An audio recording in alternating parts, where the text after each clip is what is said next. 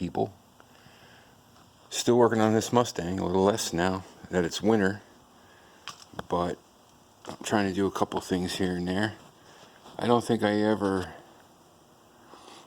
took any shots of the cloth top once it's on and finished, but here it is. Fox body Mustang with a cloth top instead of vinyl.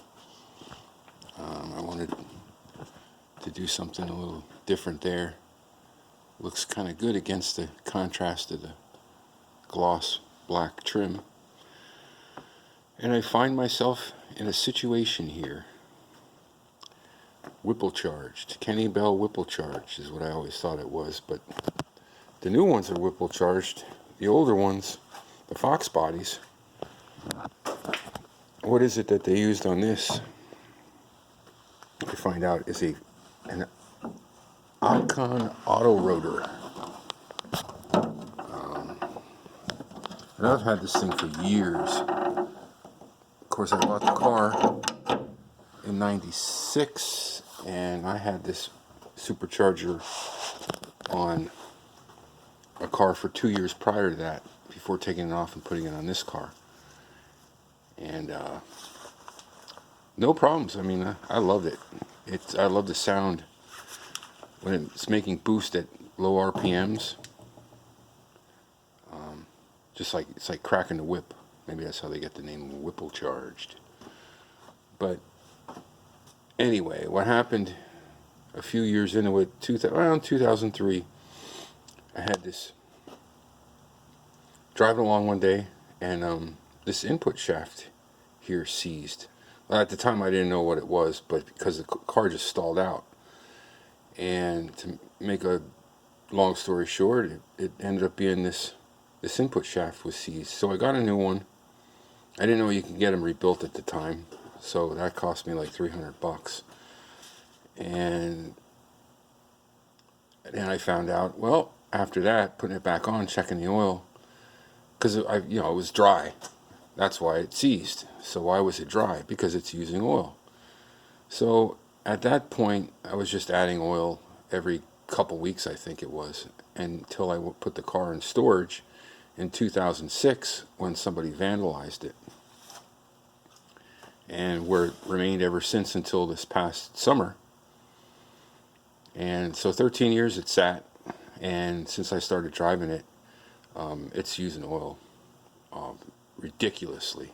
I don't think I could drive it 50 miles without it going dry, because I literally go on a little 5-10 mile excursion, check the oil, and I have to add some. So it's bad. It needs to be rebuilt.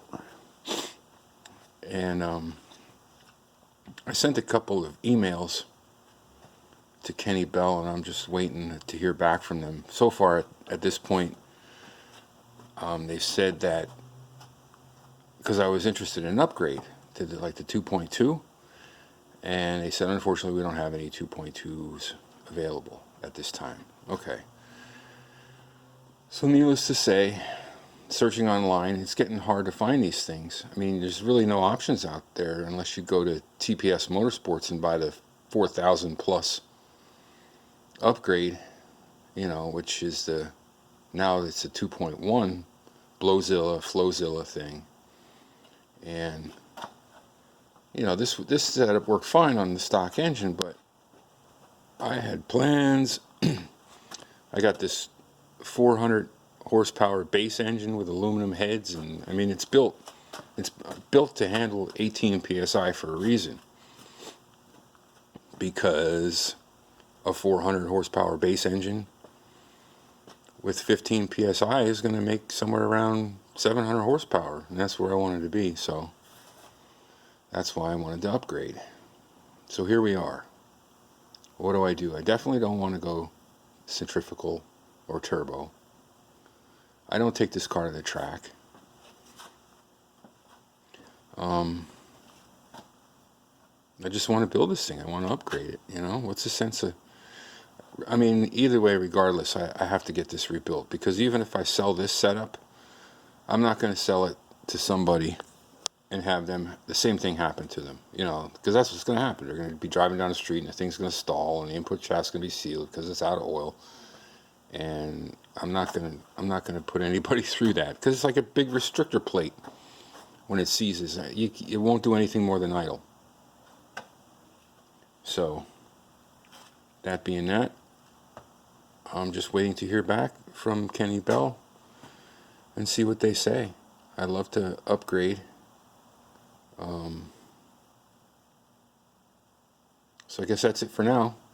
I'll keep you posted and see how this works out.